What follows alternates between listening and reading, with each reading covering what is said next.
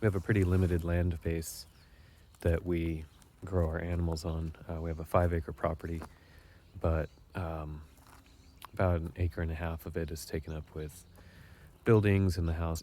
To make it a genuine, viable business that's actually going to produce some reasonable level of income is very, very difficult on such a limited land base. So one thing that I've been doing is growing out as much food outside of the grazing area as I can. And so what I do is I've got about 20 or so chickens, and these chickens are cooped up in a electric poultry net, which you can see the wooden coop down the hill there. And then I've got a electric poultry net all the way around the perimeter that you can probably see. So we keep our chickens in one of those electric poultry net, and then we move that around the pasture.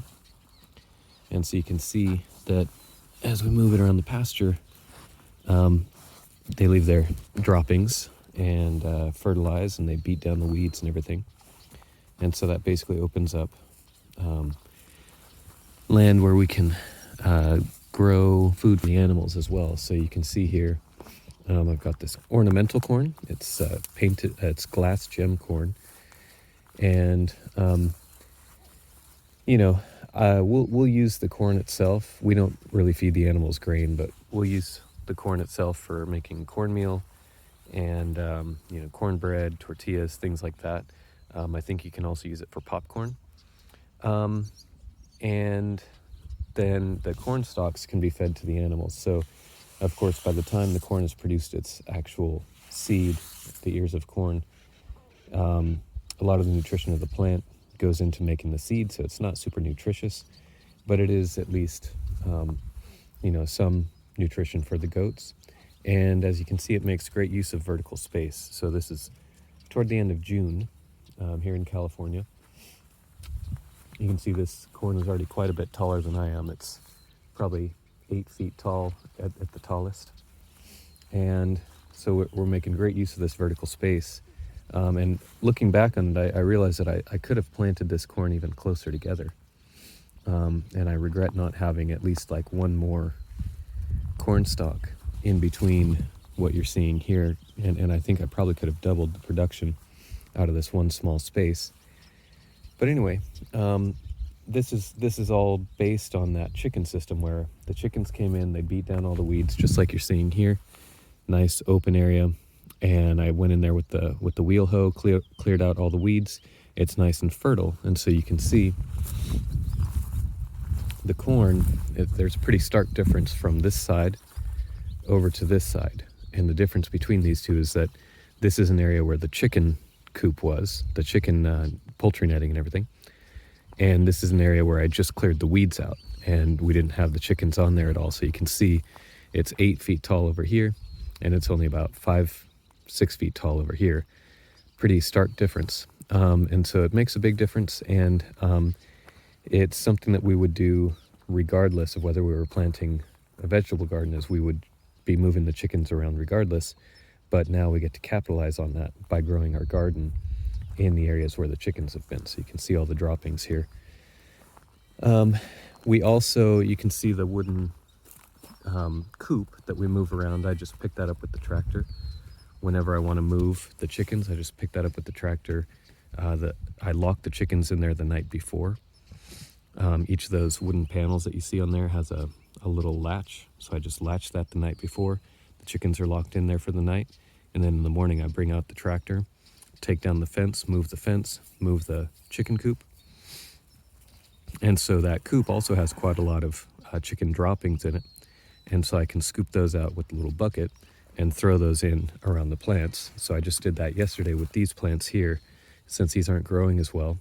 Actually, you can kind of see it here.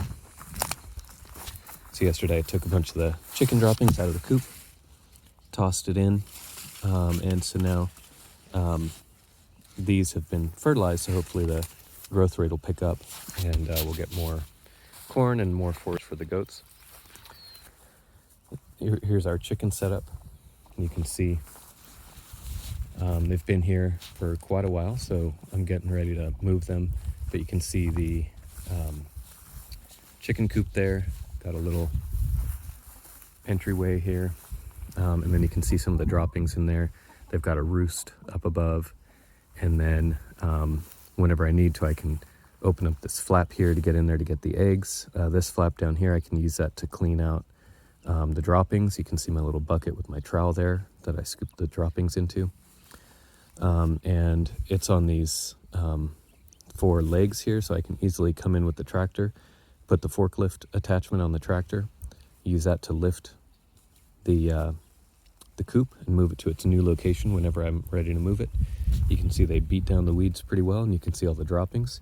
So this is another area where the chickens have cleared this out for us, and now we can plant garden here, or we can plant more goat food.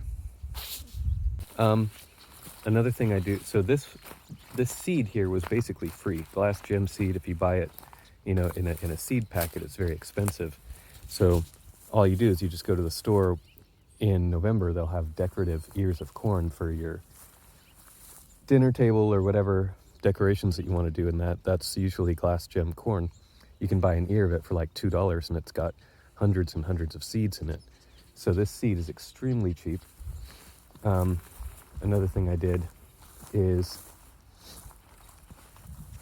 I buy sunflower seed from the store that's just sold as bird seed, and that bird seed is like $12 for like a 4-pound bag. And so this was literally just like a small fraction of one bag that I bought for $12. And you can see it's growing beautifully. It's about 6 feet tall at the tallest. It's planted real densely, so the stalks should be nice and thin and spindly, so it'll be easy for the animals to eat. It's very dense, so there's a lot of foliage here, again making good use of vertical space. And again, the seed is basically free. The seed was $12 for a 4-pound bag, and I used probably just a quarter of it. So I literally just have 1 pound of seeds. That's about $3 in seed.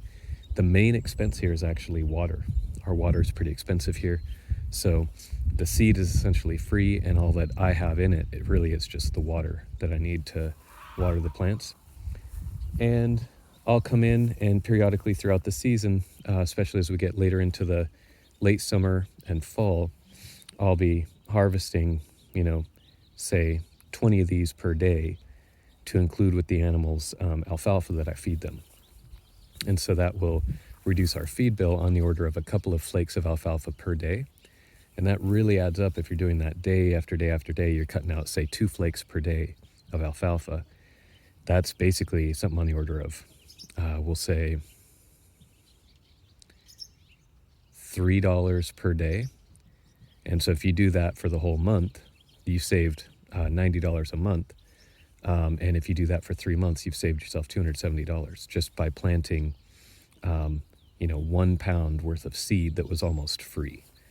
It's highly nutritious. It's basically a meal in and of itself. It's got fiber, it's got protein, it's got oils, it's got carbohydrates, it's got, minerals, it's got everything you need. You have to be a little bit careful, because if you get the calcium to phosphorus ratio with male goats, they can get urinary stones, and they can die painful death. So you want a 2-to-1 calcium to phosphorus ratio. You got to be careful with that. But fortunately, the main component of their diet is alfalfa, and that's high in calcium already. So by supplementing with these sunflowers, it's not going to throw off that ratio too much. So yeah, basically I'll start harvesting these. They're already starting to flower out. So once they've flowered out and they've matured and they've got their seeds and everything, I'll start harvesting these probably in another 3 weeks or a month or so. And then I'll harvest these bit by bit over time, so that these should last us probably about 3 months of supplementing. It's not a huge amount of extra feed, right? If I took the goats in here and just let them loose on this, it would literally last about, a week or so, right? So it's not a huge amount of extra feed, but what it does is it supplements their existing feed regimen, and it reduces our feed bill for very little money on our side. So the corn stalks, that's another thing that, I'll supplement with probably a couple of corn stalks per day. So these combined will reduce our feed bill maybe on the order of 3 flakes of alfalfa per day. We use the small square bales. So, 3 of those flakes per day. And yeah, it's just a really great way of making use of space that's not technically grazing land, for still being able to feed the animals. And